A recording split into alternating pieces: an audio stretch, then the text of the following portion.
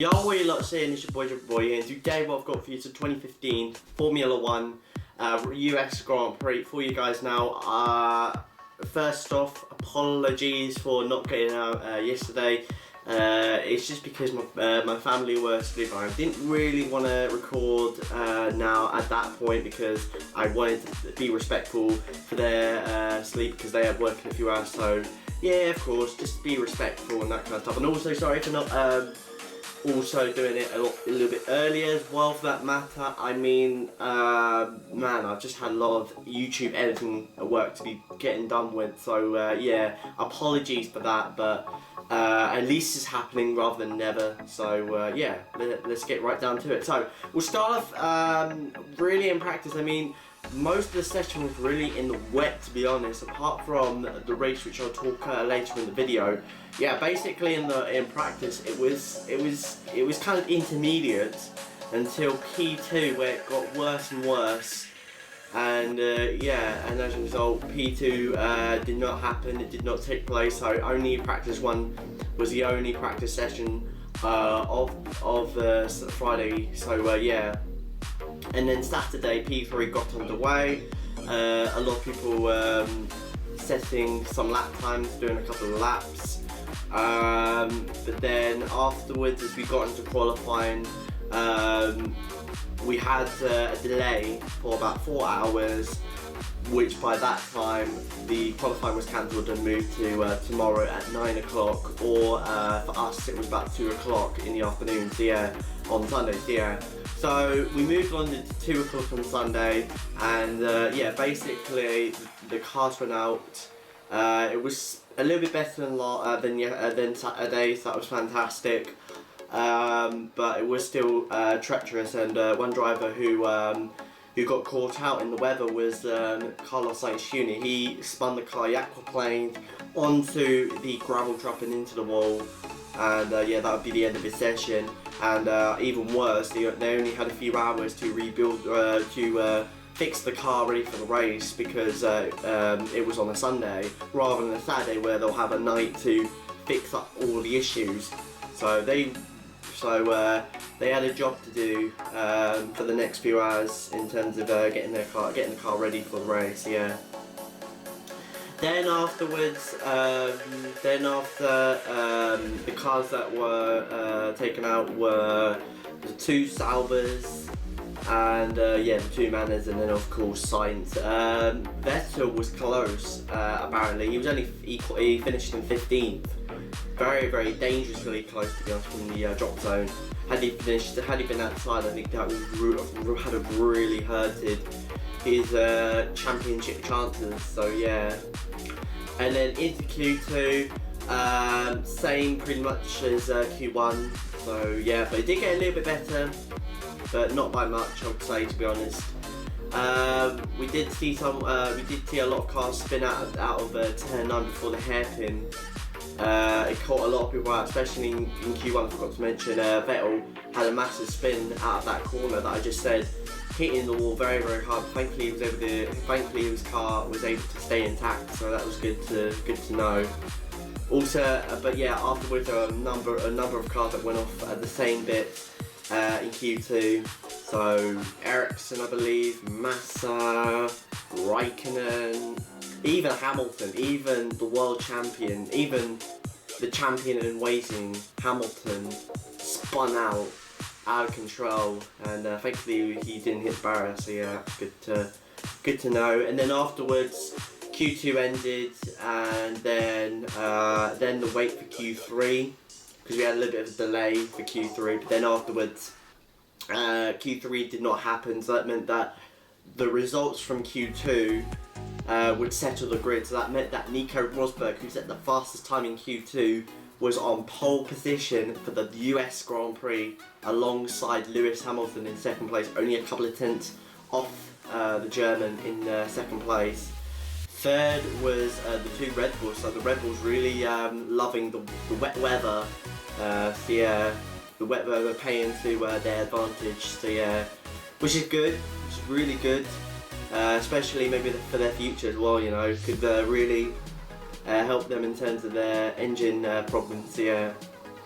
So yeah, moving into the race in a few hours after the race got underway, it was almost bone dry to be honest, but there was a couple of damp patches that meant that all the drivers started on the intermediate tyres. So yeah, so as the race got underway, we went into turn 1. The two Mercedes were side by side going into turn 1, and as they came out of turn 1, Hamilton understeered straight into the side of Nico Rosberg. Both of them touched. Nico went wide onto the little run-off area on the exit of turn 1, which allowed the two Red Bulls to take the position of Rosberg, and even Perez as well took fourth off Rosberg there. So yeah, and then afterwards, the two Red Bulls started to get a bit interesting on Lewis Hamilton, starting to close up on Lewis Hamilton, until the virtual safety car was called, because on lap 1, at the turn 1 incident on lap 1,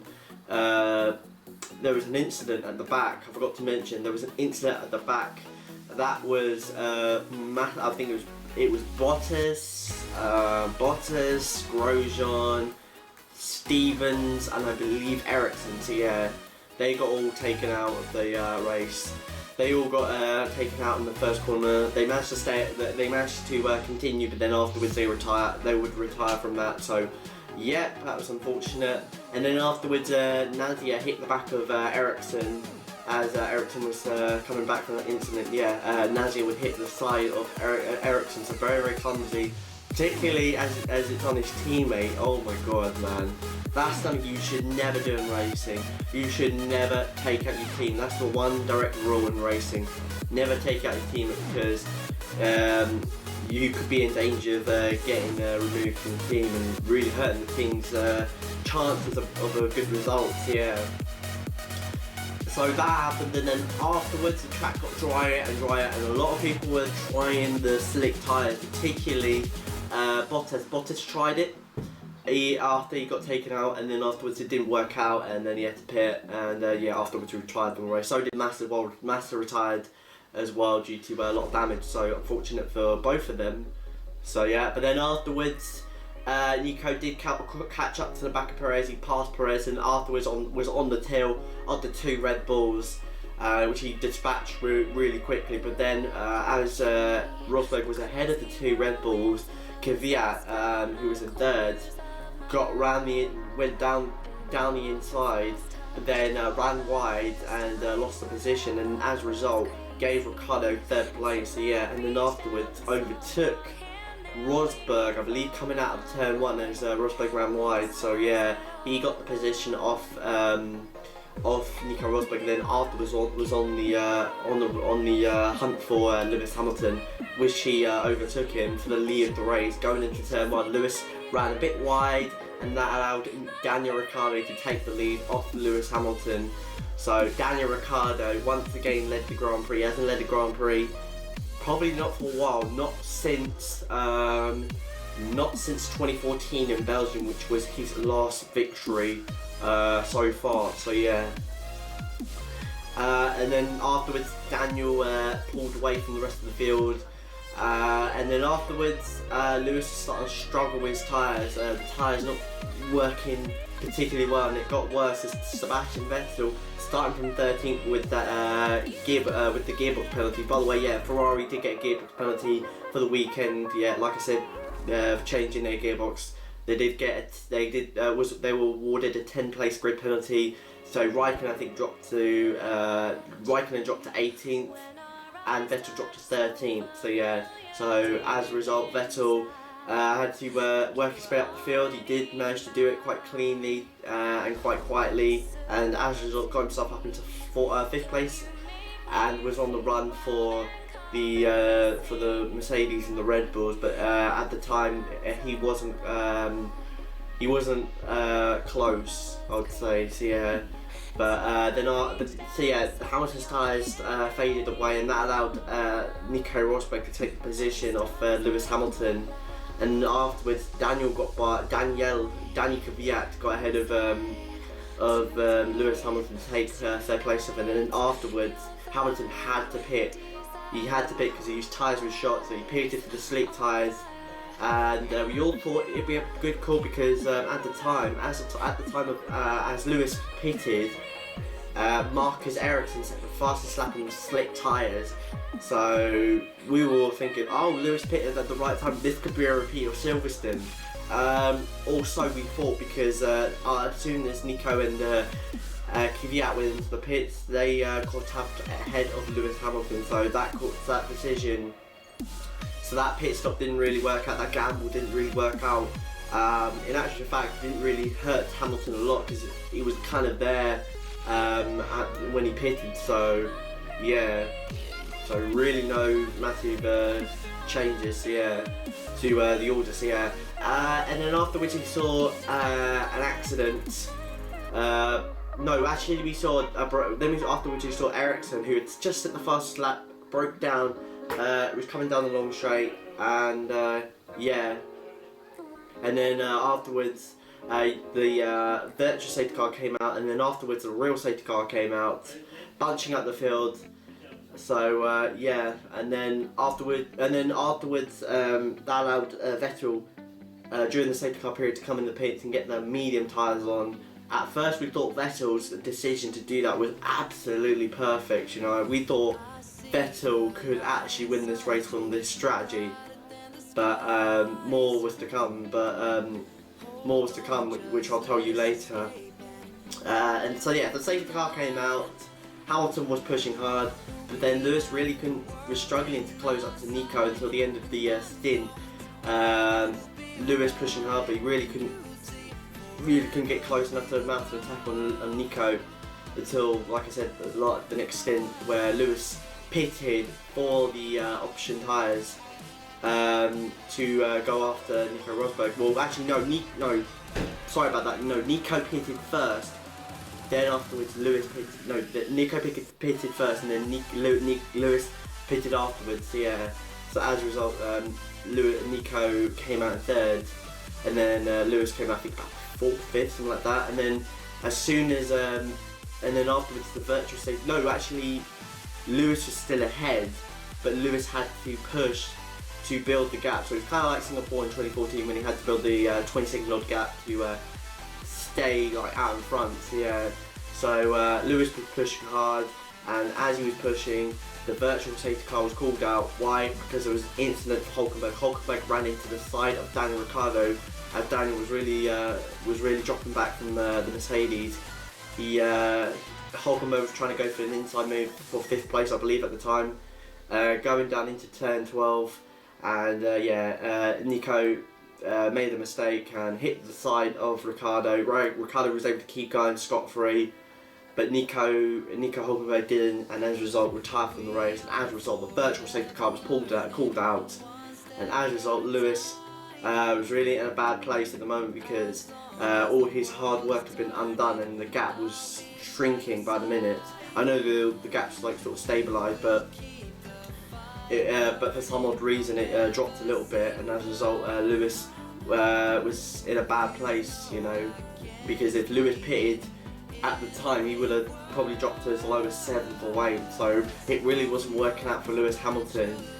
But as soon as Lewis came into the pit for the option tyres, shock, horror, safety car comes out. As soon as he comes into the pit, safety car gets pulled out, and that helps Lewis so much because now Lewis Hamilton is right behind Nico Rosberg. Lewis Hamilton on 5 lap fresher tyres than Nico Rosberg, so Nico in real trouble from Lewis Hamilton.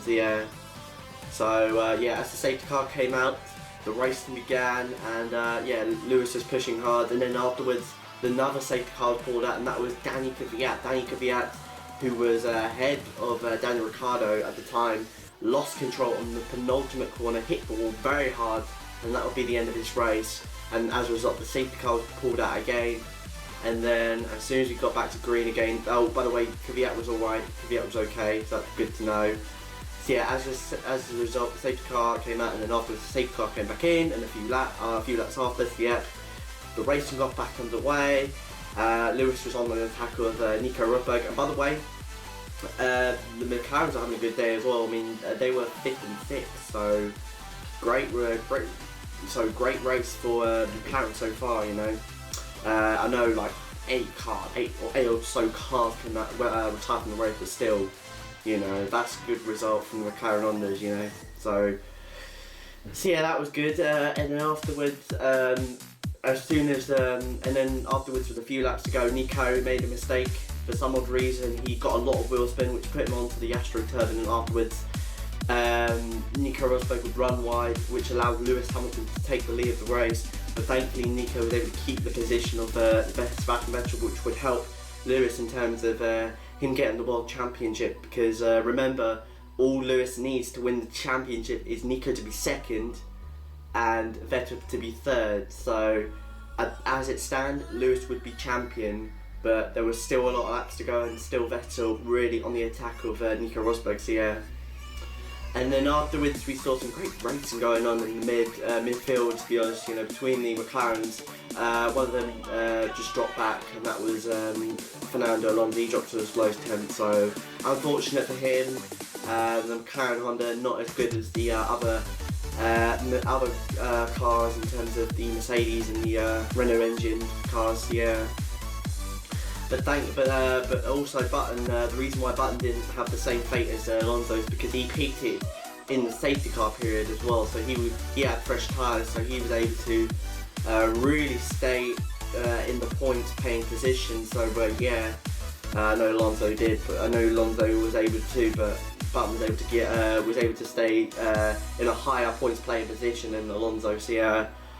And then in the end, it was Lewis Hamilton who took the victory, and we were all waiting to see if Nico Rosberg could take, will get second place, which would allow Hamilton the championship. Because at the time, Nico was being very heavily pressurised by Sebastian Vettel. Sebastian Vettel was right on the tail of Nico Rosberg, but thankfully Nico was able to hold off Vettel so that Lewis Hamilton could win the title.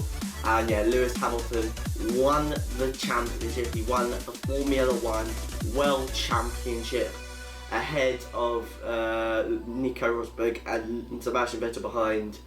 Fourth was Max Verstappen, so a great drive by Max Verstappen in equaling his best result he had in Hungary, which was 4th place. A great result by him there. 5th was Button, I believe. Yeah, no. I don't know. 5th. Don't know. 5th was someone. I think 5th was Nico Hulkenberg, I believe. No, it might have been Perez. I'm not entirely sure. To be honest. But yeah, I only know like the top 4, and that's it. So yeah. So also, by the way, Alexander Rossi. What a result! 4th place. No, 12th place. Not far from points. Good job by. Good drive by him there. Unfortunately, his teammate retired from the race, but thankfully, Rossi was almost in the points, so that was a great result by him there. So yeah, so that's it, guys. I hope you guys enjoyed this video. Battery's about to go off, so yeah, I've got to end this quick. Thank you very much for watching. Hope you guys enjoyed this. If you did, hit the like button below, subscribe, and I'll see you guys next time. Boy, I'm out. Peace.